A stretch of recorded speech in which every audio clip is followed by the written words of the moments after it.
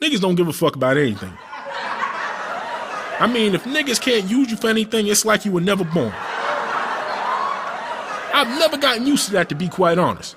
My grandmother's a nigga.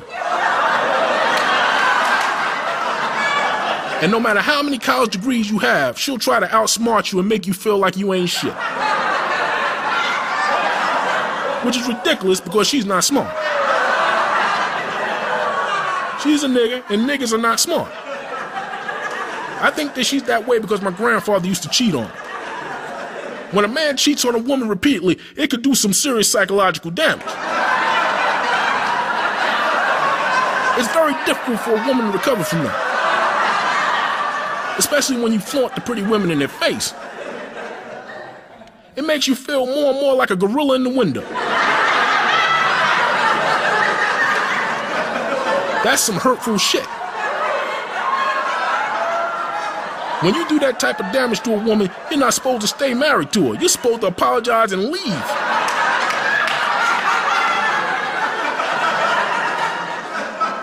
Leave and let another man deal with that drama. Here you have a woman who believes that she's unattractive, and then you fuck with women in her face. You just created a bitter nigga. I didn't say a bitter honey. I said a bitter nigga. And she would cry unto the Lord with prayers ever so humble.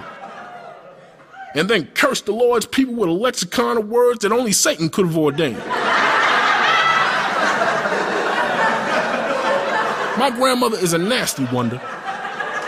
So help me, Mary Munn is a nigga.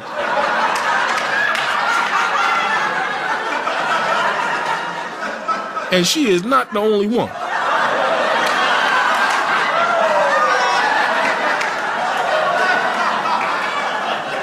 You know, church is big business.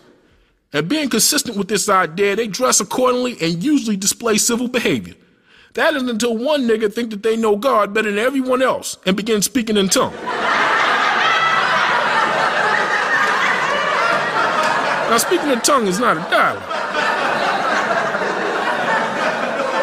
No one understands it and everyone speaks it differently. It's like a crowd of Puerto Ricans who don't understand Spanish standing around nodding in agreement.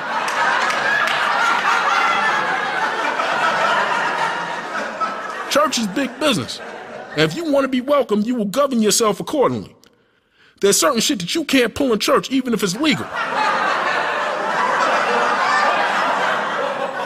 I challenge you to bring a roll of pennies to service, and when the collection plate come around, bust the roll of pennies into the collection plate.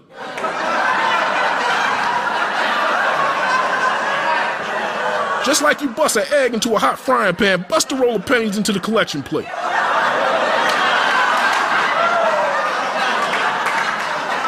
You will not be welcome in that church forevermore.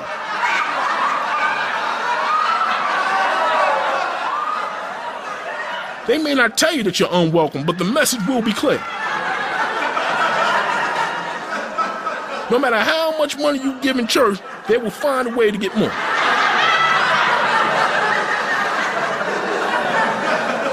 After paying thousands of dollars in tithes and offering, when they have a fish fry, everyone must pay.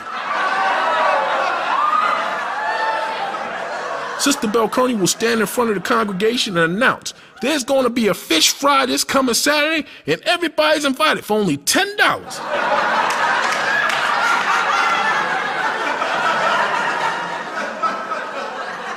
And one of the other sisters asks, is it going to be all you can eat, Sister Bell Kearney?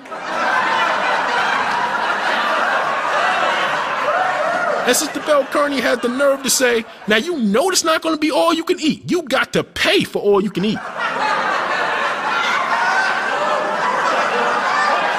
And the other sisters chime in. Amen, sister, you tell her. Talking about some all you can eat. Sister Bell Kearney and the other sisters have an attitude with you for having the audacity to ask. Sister Bell Kearney is a nigga.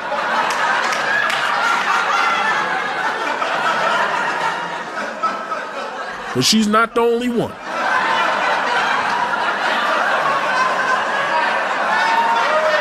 And then you have preachers that preach that money is the root of all evil, yet they can't stop asking for money.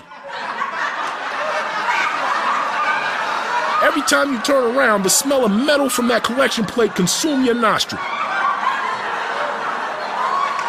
The choir sing a song, offering. The choir sing another song, tithes. The choir sing another song, offering, tithe, offering.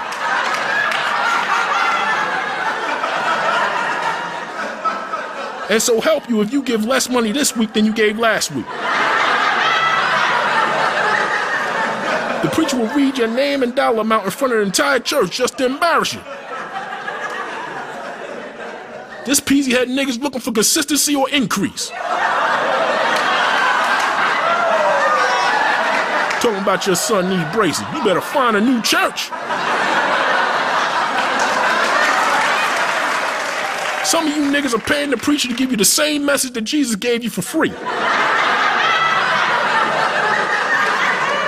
Now that's some shit.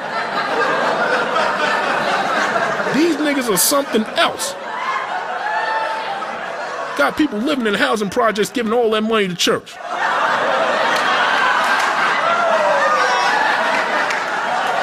Preachers are niggas.